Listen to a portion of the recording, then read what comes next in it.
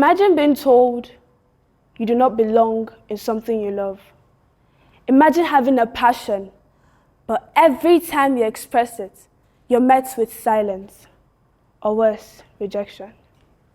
That was my reality when I fell in love with football. Growing up, I was different. Some of my friends called me weird because while my parents were fascinated by Barbie, Disney princesses, Cartoon Network, and other kids shows, I found myself glued to Z-World. I loved the Indian dramatic stories, the way a bullet would suspend in the air before reaching its target, the dramatic slow-motion scenes, and of course, the way one man would be able to kill 1,000 men with just a punch. It was thrilling. But as I grew older, I lost interest. The world no longer seemed interesting as it used to be, and it became boring. I knew I needed something new. I decided to look at options my peers suggested, like watching Korean dramas, wrestling, and other trending shows, but nothing really stood out. I was determined to find something unique, something that sparked a real passion in me. Back in school, I noticed something peculiar. The boys in my class wouldn't stop talking about one thing: football. They were so obsessed that even getting punished for discussing the previous night's game in class didn't stop them. The moment the punishment was over, they went right back to debating goals, tactics, and talking about their favorite players. I couldn't understand it. What was so special about this sport? Curiosity got the best of me, and I decided to venture into the world of football. I began watching every single match my dad watched at home, and sometimes I would watch alone. And soon, I fell in love. The emotions, the anticipation, the teamwork, it was more than just a game. It was an experience, an art, something that was truly priceless. One day in class, the famous greatest of all time debate came up: Ronaldo or Messi. I had an opinion, so I decided to speak up. But before I could even finish my sentence, the boys in my class turned to me in disbelief and shouted in unison, "What do you know about football? Shut up." I felt so bad, and that moment stuck with me.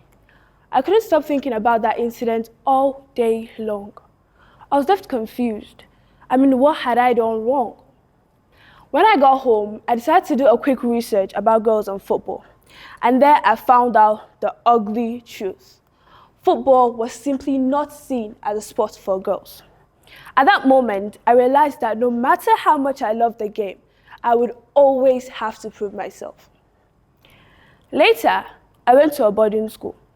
New environment, new people, and new opportunities. And this time, I was determined not only to watch football, but to play as well. The boys section of the school had 4 football fields, while to my greatest surprise, when I stepped into the girls section, I looked front and back, left and right, but there was no football field. However, I wasn't alone on this. I had met other girls who had the same passion for football, and together we wanted to make a team. We would sit and talk about our favorite players, like Marta, Rodrigo, Jude Bellingham, Thiago Silva, and so many others. We would sit and talk about our dream teams. I'm a Chelsea fan, by the way. And of course, our love for the game. But that was all we could do: talk. We weren't given a space to play, to grow, or to compete. Our dreams were treated as insignificant, and our passions were limited. As I started digging deeper into female football, I realized that the issue was bigger than just a school problem or a few classmates shutting me down. It was a global problem. Female football isn't given the recognition and support it truly deserves. So when I was given the opportunity to speak on a stage as big as this, I chose to be an advocate for female football. The neglect of female football by the world continues to thrive in ways like, firstly, low salaries and funding. It will shock some of you to know that the highest paid male footballer earns $231 million per year, while the highest paid female footballer earns only $1.1 million. Also, the prize money in tournaments is quite discouraging. The 2023 FIFA Men's World Cup had a prize pool of $1.5 billion, while the Women's Cup for that same year had a prize pool of only $110 million. Also, in some countries, female leagues receive limited funding, resulting in limited facilities. And with limited facilities, Female players struggle with basic necessities like training facilities, quality coaching, and fair wages. Don't get me wrong, it's not about making women's football compete with men's football. It's not about giving utmost equality to male and female football. It's about giving female football the recognition and attention it truly deserves.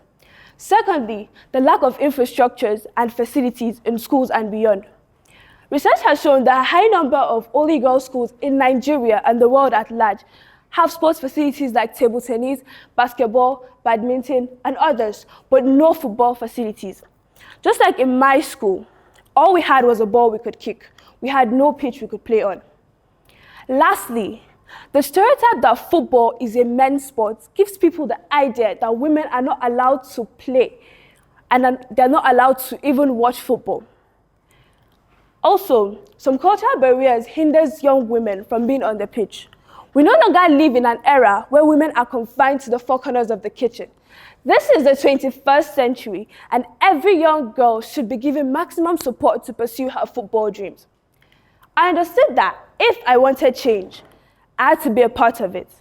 I had to advocate for female football, not just for myself, but for every other girl out there who has been told that football isn't for her. Because here's the truth, football isn't a male sport. It's a sport, period. It belongs to anyone with skills, passion, and determination. It belongs to the young girl and the boy who dream of scoring a winning goal in a championship match. It belongs to us, and it's time we say game on. In grade 12, I became the sports prefect, and I knew it was high time I took action. I met the principal and advocated for a football pitch dedicated to female players. Being in grade 12, I know that even if the school builds a pitch today, I might not get the chance to play on it. But that doesn't matter, because I would have created opportunities for younger girls to play. So to every girl out there who loves football but feels unheard, to every young woman who has been told to shut up when sharing her opinion on the game, don't stop. Play, speak, and demand your space, because the game needs us just as much as we need it. Our voices deserve to be heard, our skills deserve to be seen, and our efforts deserve to be recognized. As for me, for the next few years, I'm dedicating myself to advocating for female football. I'll use my voice, social media, and other platforms with the help of anyone willing to support to bring a larger attention of the world to female football. And to everyone else, I urge you all to give your maximum support to female football. I invite you to join me on the beginning of a movement to change the narrative while shaping a future where no girl ever has to feel bad for loving the game. And who knows, maybe one day the world will debate not if a woman can be the greatest of all time, but which woman holds that title. And maybe the GOAT conversation will no longer be just about Messi or Ronaldo, but about a female player who redefines football history. It's time we embrace female football. It's game on. My name is Musa Madaki. Thank you for your time.